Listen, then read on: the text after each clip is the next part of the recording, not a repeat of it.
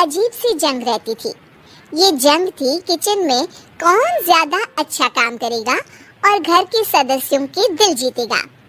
और उनकी इस जंग में हमेशा कुर्बान होते थे उनके दोनों पति। कैसे?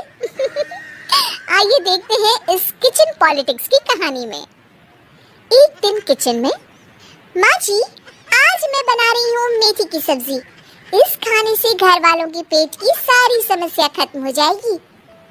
और मैं बना रही हूँ तड़के वाली छाछ, जिसे पीते ही गैस की समस्या कभी नहीं होगी। दोनों अपने अपने खाने को लेकर टेबल पर पहुँच जाती हैं। तभी सुगंधा के ससुर उसकी बनाई सब्जी की तारीफ कर देते हैं। अरे वाह, मेथी की सब्जी भी बनी है, बड़ी ही स्वादिष्ट है। वाह बहू वाह। अरे बहू, लेकिन इसमें इतनी सारी मेथी बर्बाद करने की क्या जरूरत थी? देखिए माँ जी, ये तो वो मेथी है जो आप रात में भिगोकर सुबह उसका पानी पीती हैं, और जो मेथी फेंक देती हैं उसी से मैंने ये सब्जी बनाई है। अरे वाह बहू, तुमने तो बड़ा ही समझदारी का काम किया। बस अब क्या था, कांता जी का तो मानो ये सुनकर खून ही सूख गया। वो फैसला कर लेती है कि किसी भी तरह वो अपने खाने की तारीफ लेकर ही रहेगी और सुगंधा को किचन में उसकी कमियां गिनाएगी। कांता फ्रिज खोलकर देख रही होती है और फिर सुगंधा से कहती है, अरे बहू ये क्या, पूरा फ्रिज गंदा पड़ा है। तभी वहाँ सुगंधा का पति आ जाता है। वो सुगंधा को डांट कर कहता है, सुगंधा, तुम्हें कितनी बार कह रखा है कि वायरस फैल रहा है, साफ सफाई का पूरा ख्याल रखना है, लेकिन तुम किचन में इतनी गंदगी रखोगी तो कैसे चलेगा। सुगंधा सास की तरफ देखती है जहाँ वो मुस्कुरा रही होती है। सुगंधा समझ जाती है कि सास ने उससे बदला लेने के लिए ये सब किया है। दोनों रात के खाने की तैयारी में लग जाती हैं। दोनों ना एक दूसरे की तरफ देखती हैं और ना ही एक दूसरे से बातें करती हैं। रात को खाने की टेबल पर एक एक कर दोनों कई तरह के अलग अलग व्यंजन टेबल पर लगा देती हैं और अपने अपने पति के पास जाकर खड़ी हो जाती हैं। अरे खाइए जी खाइए, मैंने बड़ी मेहनत से बनाया है। प्लेट में वो खाना डालती हैं।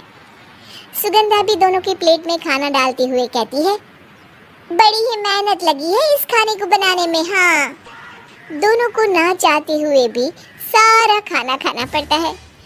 कहीं दही तो कहीं मलाई तो कहीं मसाला। और इन सब के बाद दोनों बड़ी ही मुश्किल से अपने कमरे में सोने जाते हैं। लेकिन अगली सुबह सुगंधा का पति चिल्ला रहा होता है, हाय रे, हाय मेरा तो पेट खराब हो गया, हाय माँ बहुत दर्द हो रहा है। तो वहीं कांता के कमरे से भी कुछ ऐसी ही आवाज आने लगती है। हे भगवान, इस सास बहू की लड़ाई हमारी जान लेकर रहेगी। जाओ कोई डॉक्टर को बुला कर लाओ। डॉक्टर आते हैं। दोनों को देखकर कांता और सुगंधा से कहते हैं, देखिए आप दोनों इन्हें खाने में हल्का ही दीजिएगा। हो सके तो रात का खाना जल्दी खाया करें और वॉक किया करें। इतना कहकर डॉक्टर वहाँ से चले जाते हैं। जिसके बाद एक बार फिर से दोनों बहुएं किचन में जाती हैं और खाना बनाने में लग जाती हैं। रात में खाने के टेबल पर दोनों एक बार फिर से खाना लगाने लगती है। पापा जी, मैंने ये पतली मूंग की दाल की खिचड़ी के साथ ये पापड़ और पुदीने की चटनी भी बनाई है। अरे बहू, अभी अभी बेचारे पेट की बीमारी से गुजरे हैं, इतना भारी खाना तो डॉक्टर ने भी मना किया है ना। देखिए मैंने आप दोनों के लिए सूप बनाया है। और दोनों उन लोगों की प्लेट में खाना डालने लगती हैं।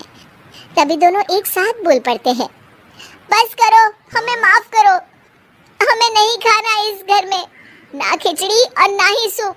हम इंसान हैं, एक वक्त में एक ही खाना खा सकते हैं।